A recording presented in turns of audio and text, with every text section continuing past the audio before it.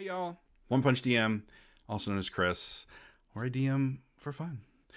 This is video 4. This is video 4 for the little Nautilus module that I've built and created. This has been a labor of love. It's taken me about 2 months to develop, on top of course, playing through it with my players. This was my first D&D game that I've ever DM'd, and I learned a lot, and I think I brought a lot to the table. So, what would players expect from this module? Quick lineup. You got a team of self-righteous elves that worship a dream god. They're very full of themselves, but they're also pretty open to navigating social interactions. They think they're top of the line, but also, we all know the PCs. They could probably get one up and over these guys pretty quick and easy.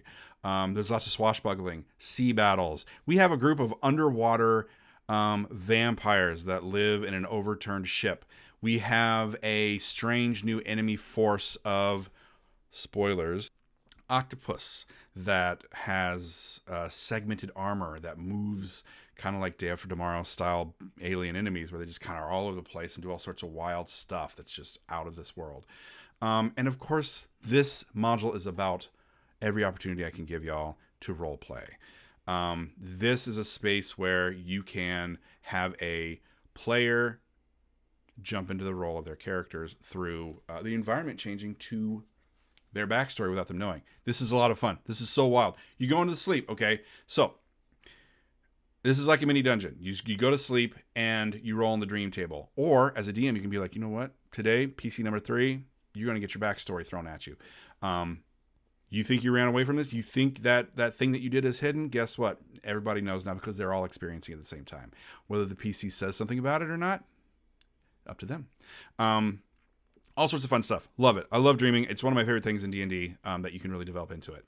But the big thing is, let's do some world building stuff. This is between the Sanguine, a group of Elves and Feyfurred, Feywild Adjacent creatures.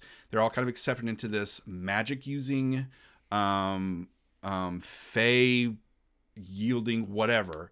And then the Fiidlanders, who are maybe people that were native to Lorcaelon that didn't come from the Feywild, that didn't venture from other planes, that didn't have XYZ things going on. Think celestial and demonic. Think all those things. That's on the Fiidlander side. Fiidland is actually just the name of the continent.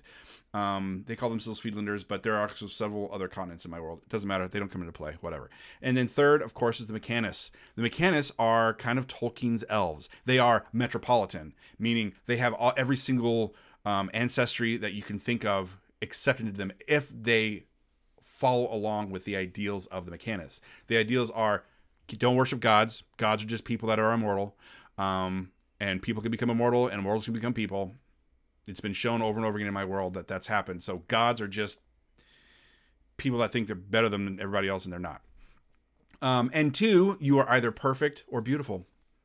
Inward facing, outward facing. Whether you are obsessively focused on politics, growth, creating whatever, or obsessively into internal stuff like self-development, strength and mind and passion, all that kind of stuff, creating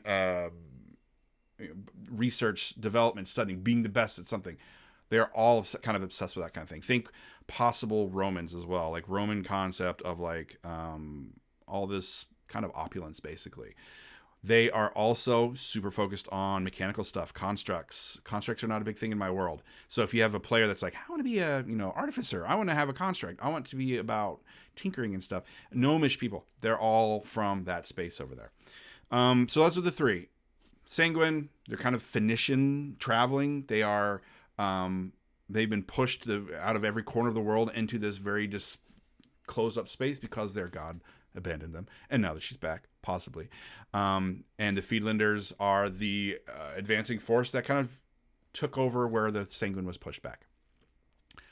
Lots of concepts. Sanguine have a blockade around important ports of call for the Fiidlanders.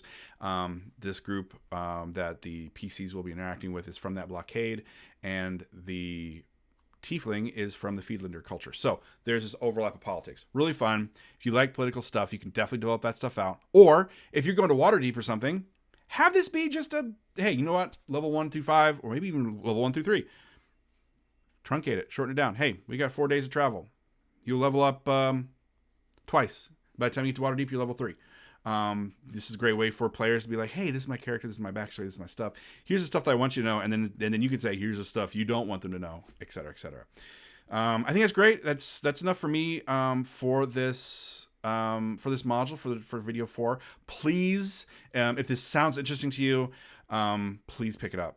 Again, this is my first publication. My friend Sarah Ellis actually drew up some of the artwork for this, so please jump in.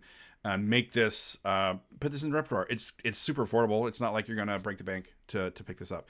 Anyway, thank you so much, and I'll see you in my next module.